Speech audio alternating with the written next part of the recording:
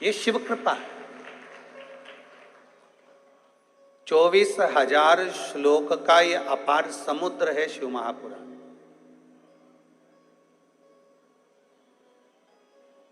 और 24,000 श्लोक के अपार समुद्र में से एक कोई मोती हम अगर उसमें से पकड़ लें, मात्र एक मोती, अगर हम 24,000 श्लोक में से मात्र एक मोती भी अगर पकड़ लें तो शायद हमारी जिंदगी सार्थक हो जाए, हमारा जीवन सार्थक हो जाए। सहज नहीं है शिव पुराण, सरल नहीं है देवादिदेव महादेव की कथा। कितना सुंदर भगवान शंकर से माता सती ने कुछ प्रश्न किए हैं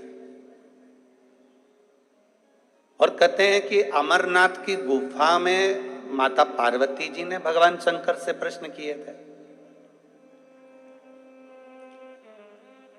सौराष्ट्र की पवित्र भूमि पर भगवान महेश से माता उमा ने प्रश्न किए थे। और कहते हैं काशी के अंतर्गत काशी की पवित्र भूमि पर माता सती ने बारंबार भगवान शंकर से प्रश्न किए। कई प्रश्न माता सती भगवान देवादिदेव महादेव से करती हैं, कई प्रश्न। और उसी में एक प्रश्न माता सती ने भगवान शंकर से किया है। और वो प्रश्न ये जितने शिव भक्त यहां बैठे हुए हैं और श्रवण कर रहे हैं, उनको भी इस प्रश्न का उत्तर ज्ञात होना चाहिए। सती मैया ने एक प्रश्न, बड़ा एक भारी प्रश्न माता सती ने भगवान देवादिदेव महादेव से करा। माता सती ने प्रश्न किया काशी की धरा पर, काशी की भूमि पर, और काशी की धरा पर भगवान प्रश्न कर रही है माता सती भगवान देवादिदेव महादेव से, भगवान शिव से, भगवान शंकर से। बाबा जी, हमारे मन के संशय को मिटा दीजिए। ये पुनरपि जन्म पुनरपि मरणम, बार बार जन्म बार बार मृत्यु के प्रपंच से कैसे छूटा जाए, वो हमको बता दीजिए।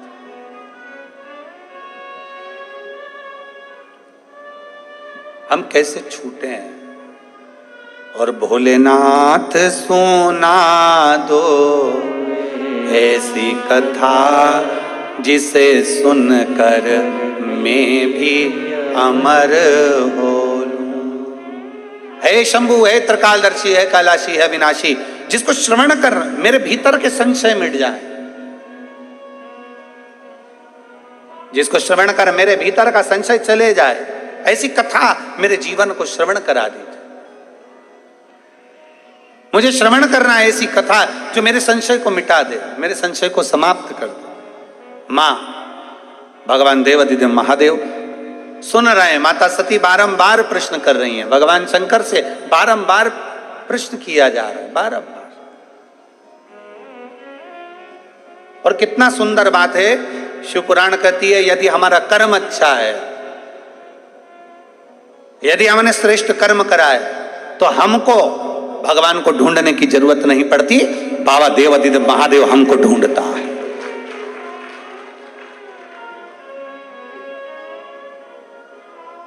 अगर हमारा कर्म अच्छा है, अगर हमारे कर्म श्रेष्ठ हैं, तो हमको बाबा को ढूंढने की जरूरत नहीं, बाबा हमें ढूंढेगा। बाबा हमको ढूंढने के लिए निकलता।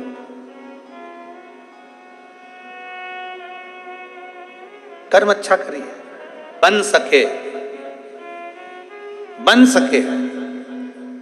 जिस बच्चे को एजुकेशन की जरूरत है, अच्छी पढ़ाई की जरूरत है, और बच्चा अच्छा पढ़ना चाहता है, तो उस बच्चे को अच्छी पढ़ाई कराइए।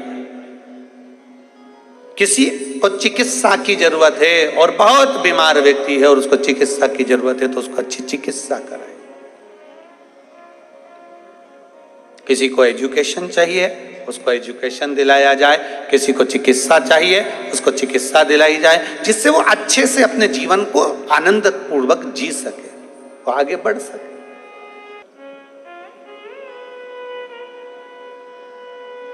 सती मैया कह रही है कि मेरे भीतर का संशय मिटा दो।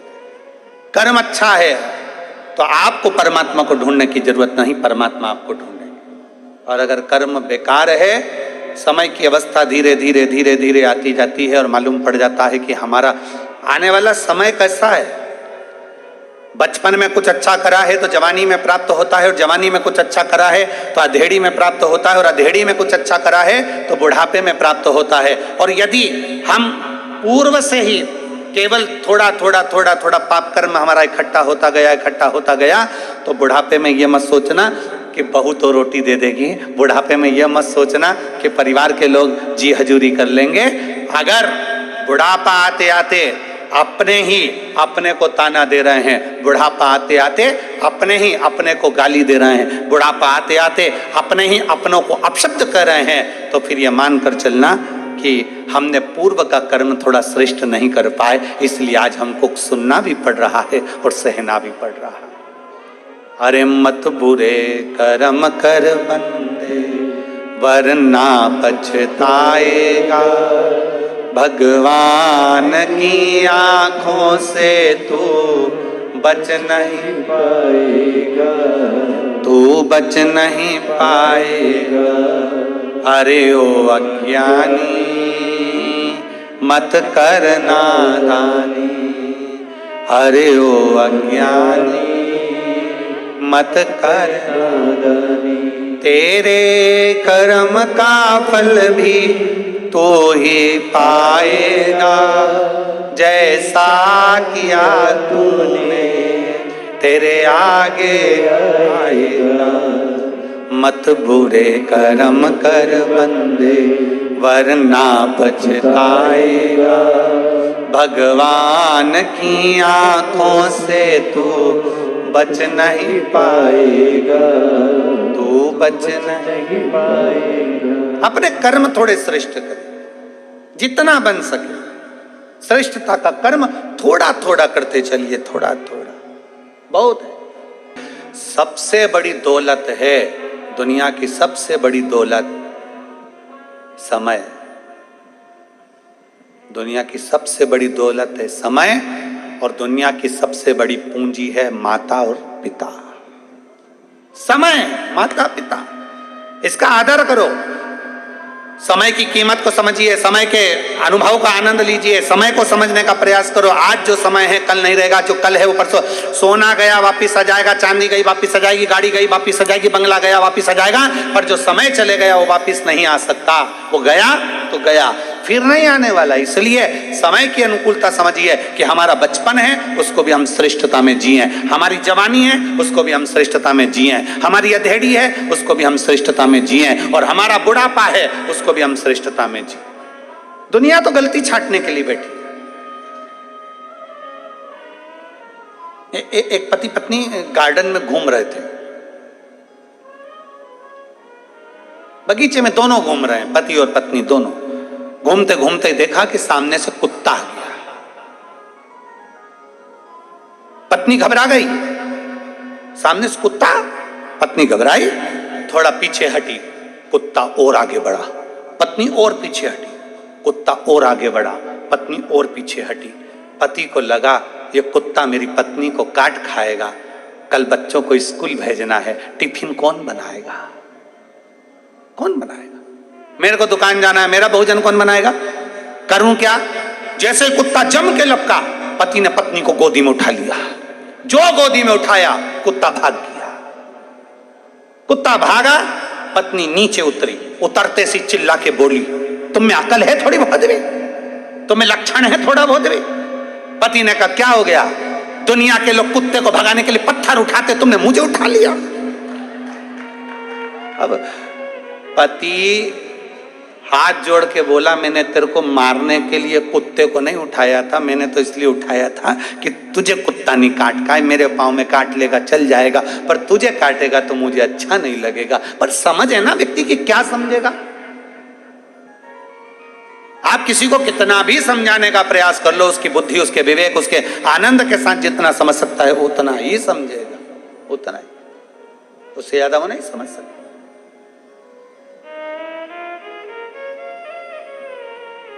बहुत बहुत कठिन है। महाराज ज्ञानी को समझाया जा सकता है, समझा सकते, अज्ञानी को समझाया जा सकता है। ज्ञानी को समझाना सरल है, अज्ञानी को समझाना सरल है, पर अभिमानी को समझाना दुनिया का सबसे कठिन काम है। आप अभिमान वाले व्यक्ति को नहीं समझा सकते, जिसके अंदर अभिमान भरा हुआ, अहंकार भरा हुआ, मैं और मेरा। लंकाधिपति रावण को कितना समझाया मंदोदरी ने?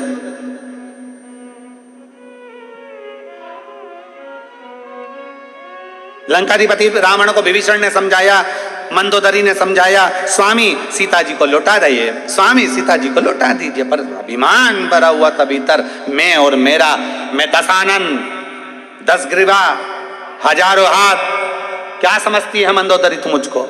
मंदोदरी बार बार समझाती है, नाथ तुम भले 1000 हाथ हो तुम्हारे, भले तुम्हारे 10 मुख हो, पर एक स्त्री पर तुम्हारी जो दृष्टि पड़ी है ये पूरे कुल को डुबो देगी। कहते हैं पराया धन और पराई स्त्री पूरे जीवन को बर्बाद कर देती है, पूरे जीवन को बर्बाद कर देती है। पराया धन और पराई स्त्री पूरे जीवन को बर्बाद कर देती है। कितना सुंदर वर्णन आया है। एक संत, एक भगवान का भक्त निकल कर जा रहा था, उसके साथ उसकी पत्नी थी, बड़े प्रेमी जीव थे, भगवान के विरल भक्ति में रमने वाले। जा भगवान शंकर का गुणगान करते करते जा रहे हैं, नमः शिवाय, ओम नमः शिवाय, नमः शिवाय, ओम नमः शिवाय, नमः शिवाय, ओम नमः शिवाय, नमः शिवाय, ओम नमः शिवाय, चले जा।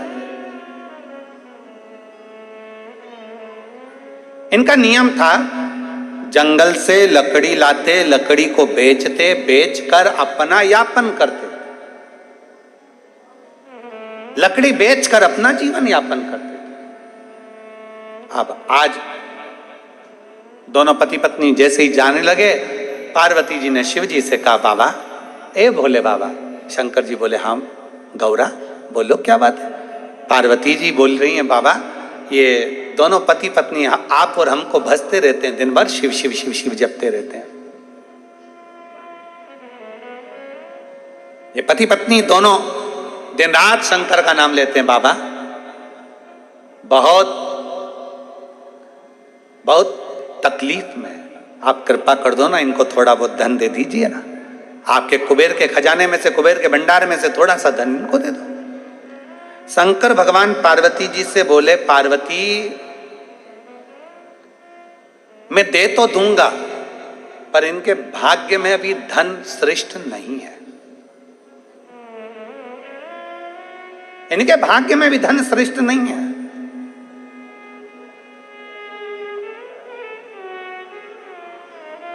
जिसका जितनी किस्मत में होता है, जब भाग्य में होता है तब प्राप्त होता है, इनकी किस्मत में नहीं है। भगवान शंकर कह रहे हैं, पार्वती अगर मैं इसको सोना चांदी दे भी दूं, हीरे पन्ने दे दूं, पर इन दोनों पति पत्नी के भाग्य में नहीं। कैसे नहीं है?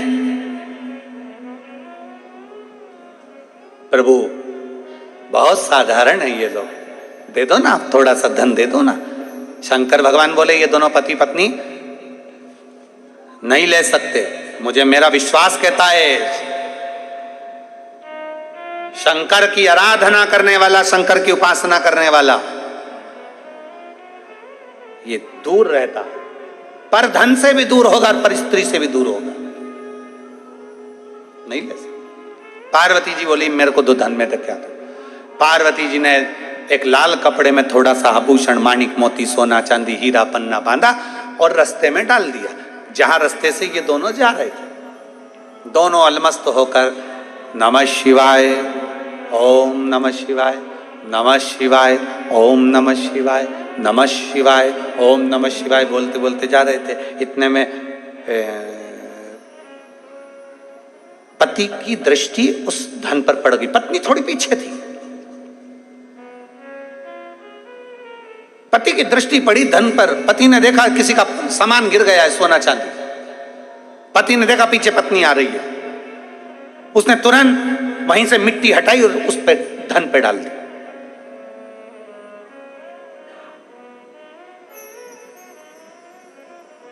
पत्नी ने पूछा आते से ही, क्या कर रहे हो?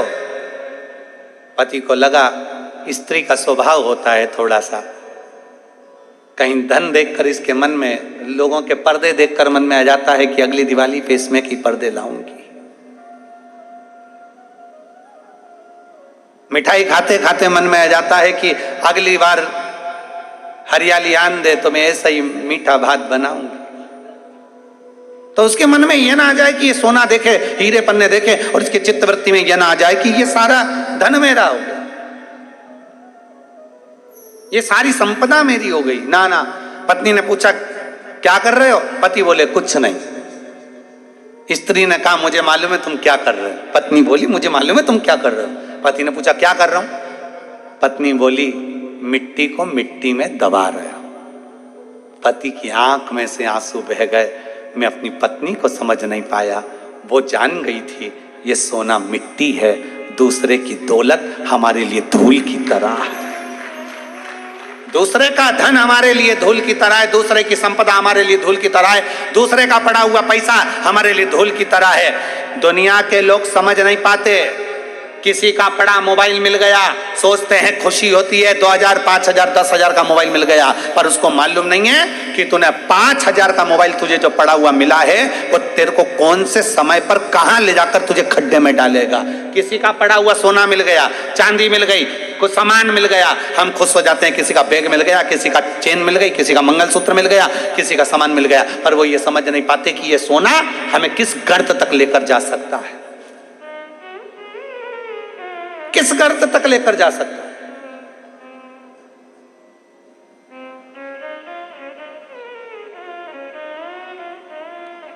एक शनि की कथा आप लोगों ने सुनी होगी। शनि की धर्म पत्नी ने शनि से पूछ लिया था कि तुम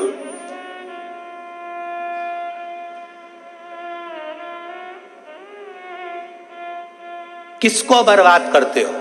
शनि कहते हैं बुरे कर्म वाले। और दूसरा, किसी का पड़ा हुआ वस्त्र, किसी का पड़ा हुआ धन, किसी की पड़ी हुई पादुका, किसी का पड़ा हुआ छाता मिल गया और वो लेकर चले गया, बाद में एक दिन उसको पछताना पड़ता है। पत्नी कह रही है मैं जानती हूं ये मिट्टी को मिट्टी में डाल रहा है। पति की आंख से आंसू बहने लगे। गजब, पहचान गई तू? हाँ तुझे मालूम है? हाँ मैं जानती हूँ, सोना है इसमें, हीरे हैं इसमें, रतन है, माणिक है, इसमें असरफियां है सोने की। तुम मिट्टी को मिट्टी में दबा रहे, मिट्टी को मिट्टी। पति और पत्नी दोनों चल दिए दबा कर, ना जाने किसका गिर गया होगा वो लेकर जाएगा। शंकर भगवान ने पार्वती जी से कहा पार्वती देख, मुझे मालूम था ये भक्त ऐसे ही है, नहीं लेंगे, नहीं ले सकते।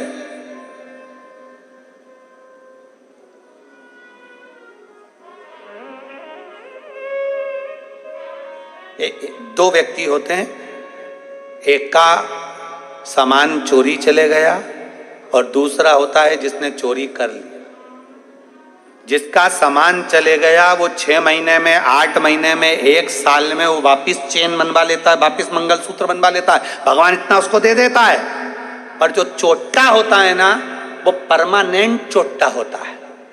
वो इतनी बार चोरी कर लिया तो भी वो सेठ नहीं बन पाया, चोर की चोर ही रहा, चोर की चोर रहा। लाखों का सामान चुरा लिया तो भी चोट्टा की चोट्टा ही रहा।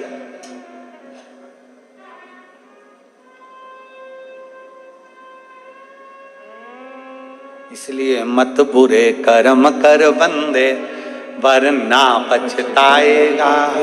भगवान की आंखों से तू बच नहीं पाएगा, तू बच नहीं पाएगा। अरे ओ अज्ञानी मत करना।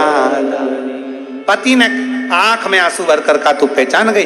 धर्म पत्नी चली। शंकर भगवान पार्वती जी से बोले मैंने बोला था ये दोनों नहीं लेंगे, नहीं लिया। पड़ा है सोना, पड़ा कि पड़ा है। आगे चले। शंकर पार्वती के भक्त दोनों आगे बढ़े, आगे बढ़े। जलवृष्टि होने लगी, पानी गिरने लगा। पानी इतना गिरा कि लकड़ी पूरी गीली हो गई। लकड़ी गीली हो गई तो वो लकड़ी का बंडल लाए नहीं तो बिका नहीं, बिका नहीं तो भोजन मिला नहीं। लकड़ी का गट्ठा पड़ा, उठा नहीं सकते, गीला हो गया, बिका नहीं है। बिका नहीं तो पैसा मिला नहीं, पैसा नहीं मिला, भूखे हैं दोनों। आज पत्नी पति से बोली, आज शादी को 40 साल हो गए, पर 40 साल में आज पहली बार आप और हम दोनों भूखे सो रहे हैं, भूखे हैं।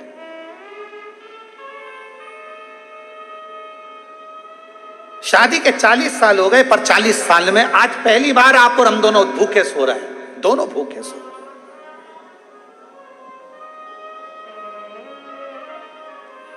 पति ने कहा, समझ में नहीं आ रहा ऐसा क्यों हुआ। पत्नी कहती है, मैं जानती हूं कि आज हम 40 साल में पहली बार भूखे क्यों सो रहे हैं। पत्नी कहती है, मैं जानती हूं 40 साल में आज पहली बार हम भूखे क्यों सो रहे हैं। पति ने पूछा, क्यों? पत्नी कहती है, दूसरे के पड़े हुए धन को हमने छू लिया था, इसलिए आज हमें भूखा सोना पड़ रहा है। दूसरे के पड़े हुए धन को मात्र हमने छुआ था, इसलिए हमें भूखा सोना पड़ रहा है। शिव महापुराण की कथा कहती है, भाई ज्यादा हिस्सा ले लिया, छोटे को कम दे दिया, मंझले को ज्यादा दे दिया, संजले को कम दे दिया, बड़े को कम दे दिया, छोटे को कम दे दिया, किसी को ज्यादा मिल गया, किसी को कम दे दिया। किसी सास ने अपना जेवर एक बहू को ज्यादा दे दिया, एक बहू को कम दे दिया। कभी ससुर ने अपनी प्रॉपर्टी किसी को ज्यादा दे दी, किसी को कम दे दी। इसमें आप दुखी मत होना, आपको दुख होने की जरूरत नहीं है, आपको तकलीफ में भोगने की जरूरत नहीं है। दुख उसको हो जिसने धन को बांटा है, उसने सोचना था कि हमारी गति क्या होना है, उसको सोचना था हमारी गति क्या है। अगर 4 लड़के हैं बराबर का, 4 बेटियां हैं बराबर की, 5 बेटे हैं बराबर का, 5 है। यहां तक शिव पुराण की कथा कहती है, भागवत जी में यहां तक वर्णन आता है कि यशोदा मैया अपने लाला को जितना माखन देती थी, उतना माखन दाऊजी महाराज को भी देती थी। मनसूखा आ जाता था, मनसूखा को देती थी। श्रीदामा आ जाता था, श्रीदामा को देती थी। जो आ जाता उसको माखन दे देते। जो सम्मुख में आया, माता यशोदा नहीं, अपना अपना जो भाग था उसमें से श्रेष्ठ श्रेष्ठ भाग सबको दे देती थी, बराबर का, कोई ज्यादा नहीं। शिव महापुराण की कथा यहां तक कहती है, तुम्हारा बच्चा अगर बिस्कुट खा रहा है और तो उसका दोस्त आ गया ना, तो पहला फर्ज मां का बनता है कि उसमें से आधे बिस्कुट उस दोस्त को दे, क्योंकि भोजन करते समय आया है, क्रमशः में आया। शास्त्र यहां तक कहता है कि अगर तुम भोजन कर रही हो, तुम चाय पी रही हो, और चाय पीते पीते अगर कोई आ गया और तुम्हारे कप में अगर चाय है, मान लो वो झूठी नहीं हुई है, तो प्रयास करना कि वो चाय में से आधी चाय जो आया है उसके कप में डालकर दे दी जाए, उसके गिलास में डालकर दे दी। ली नहीं, थोड़ा सा तो पीना पड़ेगा, कटोरी में भले मत बनाओ तुम दूसरी, पर उसमें से थोड़ी सी दे दो। झूठी नहीं है, झूठी हो गई तो मत दो, पर जो अच्छी है उसको दो, जो श्रेष्ठ है उसको दे दो। नहीं नहीं, लेना तो पड़ेगा, तुम आए हो।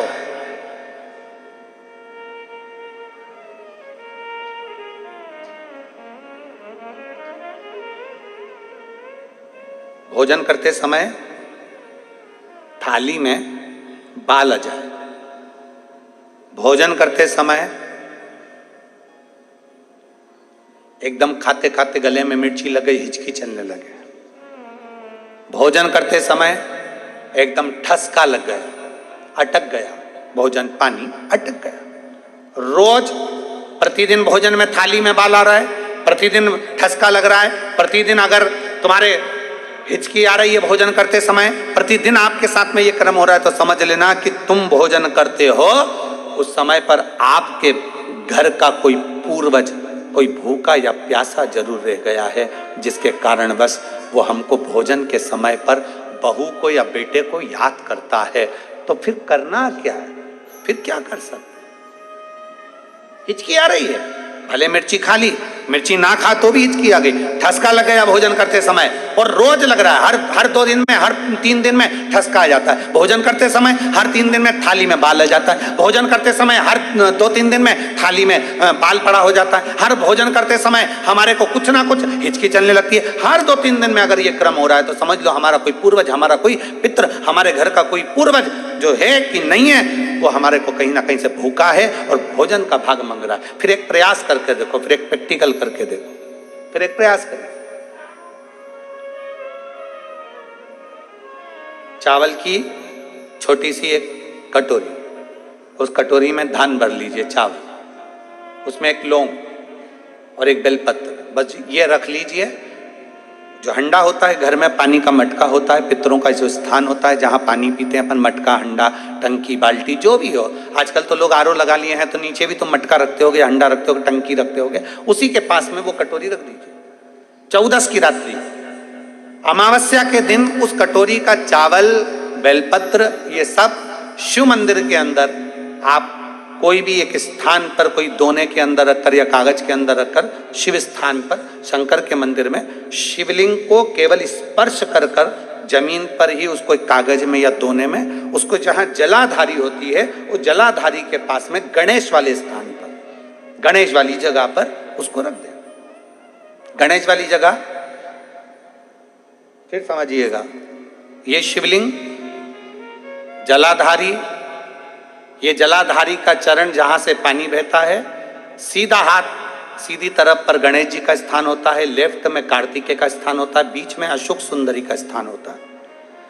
शंकर का शिवलिंग, शिवलिंग के ऊपर जो जलाधारी लगी होती है, जलाधारी में से एक एक बूंद जो पानी नीचे गिरता है, ये शंकर भगवान की 5 लड़कियों का स्थान होता है, जया, विषहरा, शामली बारी, दौतली, देव।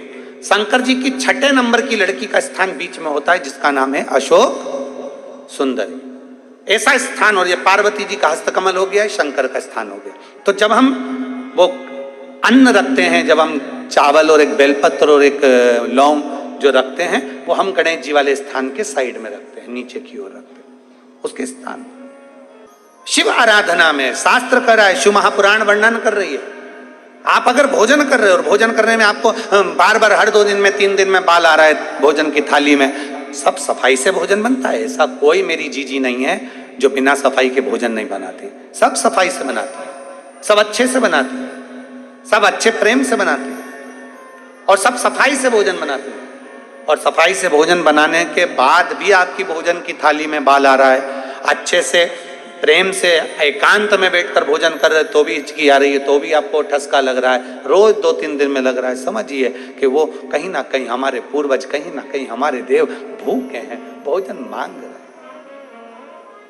भोजन मांग। और मैंने तेरे ही भरोसे बाबा, तेरे ही भरोसे हवा बिच उड़ती जावांगी, बाबा डोर हथो छड़ी ना मैं कटी जाऊंगी, भोले मैं तेरी। आप लोगों को आता है तो साथ में बोला करो, भोले मैं तेरी हवा बिच उड़ती जावांगी, बाबा डोर हथो छड़ी ना मैं कटी जाऊंगी, भोले मैं तेरी, शंभू मैं तेरी। 3 जगह स्मरण आपके सम्मुख में। स्वामी, आज हमको 40 साल के पर्यंत पहली बार, 40 साल में पहली बार भूखा सोना पड़ रहा, पहली बार हम भूखे सो रहे हैं। क्या कारण है? अभी आपको कथा में कहा, सालों से इंतजार कर रहे थे। और शिव महापुराण की कथा यदि सावन के महीने में यहां बैठकर अगर सुनने को मिल रही है तो समझना कि हमारे पूर्वजों का कोई पुण्य फल होगा। दिया नार काशी वाले ने कर दिया माला काशी। ये शिव की कृपा है। पत्नी पति से कह रही है 40 साल में अगर पहली बार हम भूखे सो रहे हैं तो इसका क्या कारण हो सकता है? क्या कारण है? सोचिए जरा, अपने पुण्य को और पाप को दोनों को गिनना चाहिए कि हमने क्या करा, क्या किया होगा। 40 साल में आज पहली बार हम दोनों भूखे सो रहे हैं, इसका कारण क्या हो सकता है? इसका क्या?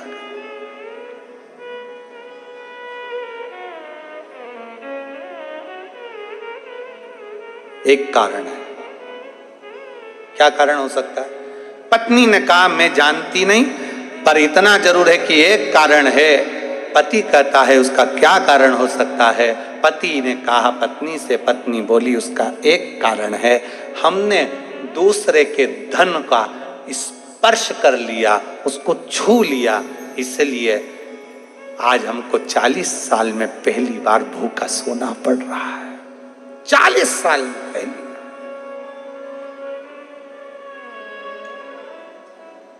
आज हमें भूखा सोना पड़ रहा है 40 साल में पहली बार, क्योंकि हमने दूसरे के धन का स्पर्श करा है, मात्र दूसरे के धन को छुआ है। सोचो, केवल स्पर्श किया तो ये गति है। अगर वो धन घर में आ जाता, वो धन हम लेकर आ जाते, तो शायद जिंदगी भर भूखा सोना पड़ता। इसलिए बस इतना सोच रहे थे, विचार करते करते पति पत्नी की दोनों की नींद लग गई, नींद लग गई दोनों की। पार्वती जी ने शिव जी से कहा बाबा कितने सरल हैं दोनों, दूसरे के धन का स्पर्श नहीं करना चाहते, दूसरे की संपदा का स्पर्श नहीं करना चाहते, आप कुछ करो ना इनके लिए, कुछ करिए ना, कुछ करिए। बाबा देवाधिदेव महादेव ने तुरंत पार्वती से कहा पार्वती चिंता ना करिए, चिंता ना करिए, श्रावण का महीना आएगा, जंगल में इनको लकड़ी नहीं मिलेगी, भूलवश एक बेलपत्र के वृक्ष के नीचे बैठेंगे, छांव का पानी से बचने का प्रयास करेंगे, वहीं पर पड़ी हुई मिट्टी से ये शिवलिंग का निर्माण कर लेंगे, और शिवलिंग का निर्माण कर लेंगे तो उसी जगह पर मैं प्रकट होकर इनको दर्शन देके इनको भंडार भर दूंगा, उसी स्थान पर। श्रावण के महीने में हमने पहले भी कथा में कहा, आज फिर कहते हैं, जो शिव भक्त पवित्र कथा का रसपान कर रहे हैं श्रावण के महीने में, आज 2 अगस्त से श्रावण की शिवरात्रि के दिन जो कथा का लाभ, पहले दिन की कथा का श्रवण कर रहे हैं, उन सब से निवेदन करेंगे, बन सके अपने जीवन में श्रावण के महीने में भूल से भी अगर पार्थिव शिवलिंग का निर्माण हो जाता है, भूलवश भी हम शंकर के पार्थिव लिंग का निर्माण कर लेते हैं, तो वो जीव कहीं ना कहीं सुख प्राप्त करता ही है, उसका फल उसको मिलता ही है, वो सुख मिलता ही है। बोल बम का नारा है, बोल बम का नारा है, सारी समस्या का हल। वीआईपी बन के नहीं बैठना अपने को। कई माताएं वीआईपी बन के ताली भी बजाएंगी तो ऐसे धीरे धीरे लोग क्या कहेंगे, ना ना,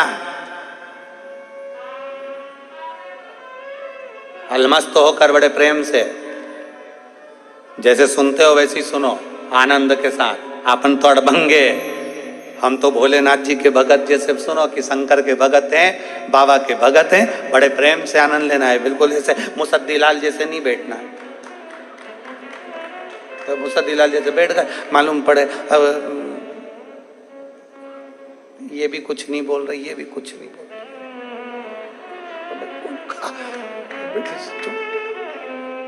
अब उसने धीरे से ताली बजाई तो तुमने भी ज्यादा तेज बजा दूंगी, लग गई तो। अरे ताली बजाने का भी पुण्य है हमारे यहाँ, इसलिए किसी मंदिर में ताली का पुण्य बताया नहीं गया, पर शंकर की कथा में और शिव पुराण में ताली का पुण्य है। शंकर के मंदिर में भी ताली का पुण्य है। वो माताओं को आता है ना, मुझे बाल में से वो जुआ निकाल और उसको ऐसा निपटा देती। उसी तरह जब पाप कथा सुनते समय हमारा पाप हमारे सम्मुख में आता है, और जब हम शंकर के मंदिर में, शिवालय के सामने, शिव के सामने या शिव पुराण में जब ताली का नाद करते हैं, पाप छिन्न हो जाता है, मर जाता है। सवाब बोल बम का नारा है, सारी समस्या का हल। कोई लेट बनता है, कोई जल्दी बनता है, शिव को जल चढ़ाने वाला एक दिन से जरूर बनता है, प्राप्त होता है।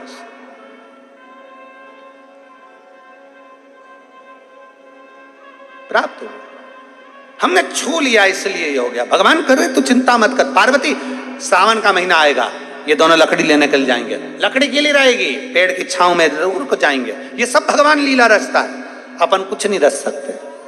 जो रचने वाला है वो शंभु है, जो रचने वाला है वो शंकर है। कहाँ कथा होना थी और कहाँ हो रही है, रचने वाला शंकर है। किसको सुनना थी और कौन सुन रही है, सब रचने वाला शंकर है। जजमान कौन था और कौन बन गया, रचने वाला शंकर है, उसके सिवाय कोई नहीं। सब शिव के हाथ में। वो कब डमरू बजाएगा, कैसा बजाएगा, कोई पता नहीं।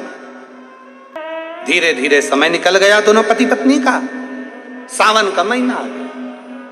महापुराण की कथा वर्णन कर रही है, भगवान शंकर ओघड़दानी है, शिव कथा कर रही है। सावन का महीना आ गया, दोनों पति पत्नी, वही क्रम उनका संविदा लेकर आना, वही क्रम उनका लकड़ी को ढूंढने जाना। लकड़ी का गट्ठा बनाते, लकड़ी बेचते और अपना यापन करते।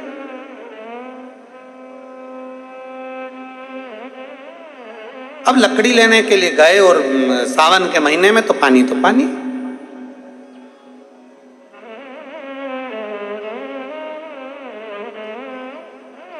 एक विश्वास जब व्यक्ति के दिल में प्रखर हो जाता है तो शिव महापुराण की कथा कहती है कि उसको शंकर मिलने में देरी नहीं लगती, उसे शिव मिल ही जाता। और मैंने तेरे ही भरोसे बाबा, तेरे ही भरोसे हवा बिच उड़ती जावागी, बाबा डोर हत्तो छड़ना मैं कट्टी जावागी। भोले मैं तेरी पतन, शंभू में तेरी पतन। शिव तत्व है। सावन का महीना आ गया, दोनों पति पत्नी संविदा लेने के लिए, लकड़ी लेने के लिए गए। अब लकड़ी लेने तो चले गए, पर जलवृष्टि इतनी, जो रचा था परमात्मा ने वो होकर रहता। भगवान जो रचता है वो होता है। और प्रभु कृपा, उदारता, करुणा, दोनों पति पत्नी बेलपत्र के वृक्ष के नीचे जाकर, बरसते पानी में बहुत पानी गिर रहा था, उसके नीचे जाके खड़े हो गए, बेलपत्र वृक्ष के नीचे। हमने पहले भी कथा में कहा, भूलवश भी अगर बेलपत्र के वृक्ष के नीचे से व्यक्ति निकल कर चले जाता है तो उसका ना जाने कितना कितना अश्वमेध यज्ञ का फल उसे प्राप्त हो जाता है, ना जाने कितने अश्वमेध यज्ञ का फल। दोनों पति पत्नी शंकर के भक्त बैठे, बेलपत्र की छांव, मिट्टी में से, ढेले में से ऐसा बनाते बनाते शिवलिंग की आकृति बना ली। शिवलिंग की आकृति बन गई। और शिवलिंग की आकृति जब बन गई तो मन में दोनों पति पत्नी के भाव आया, ये शंकर हमने बना लिए, हमें स्मरण नहीं आया। बेलपत्री तोड़ी, शिव को समर्पित कर दी। जैसे ही बेलपत्री शंकर पर चढ़ी, उसी मिट्टी के शिवलिंग में से, पार्थिव शिवलिंग में से शंकर भगवान प्रकट हो गए। शिव प्रकट हुए उसी पार्थिव शिवलिंग में से, शंकर का प्रागट्य हो गया, शंकर का प्रागट्य। और खाली ना जाता कोई दर से तुम्हारे, खाली ना जाता कोई दर से तुम्हारे मैं भी खड़ी हूँ नन्ही बाएं पसारे। अपने हृदय से लगा लो गिरा जा रहा हूँ उठा लो भोले अपने दर से अब तो ना टालो गिरी जा रही हूँ उठा लो। शंकर भगवान प्रसन्न हो गए, प्रकट हो गए। मांगो तुम्हें क्या चाहिए? आज तक शिव का दर्शन नहीं करा था,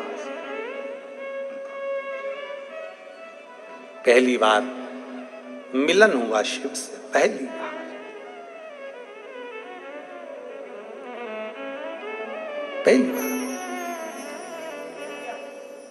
अब हम आपसे पूछें, एकदम अचानक कोई तुमसे कह दे मांगो तुम्हें क्या चाहिए, एकदम पत्नी से पति कह दे आज मैं बड़ा खुश हूं, तू मांग ले तुझे क्या चाहिए। पत्नी तुरंत विचार करेगी अब मैं मांगू क्या, नेकलेस, चूड़ा, क्या मांग, आज इतने खुश है मैं क्या मांगू। और पत्नी तो मांग ले जो सामान मांगना है अपनी जगह पर, इतने में आज एक दिन पत्नी कह दे पति से आज मैं बड़ी खुश हूं, तुम मुझसे मांग लो तुम्हें क्या चाहिए। पति सोचे जिंदगी में पहली बार गाड़ी उल्टी चली है।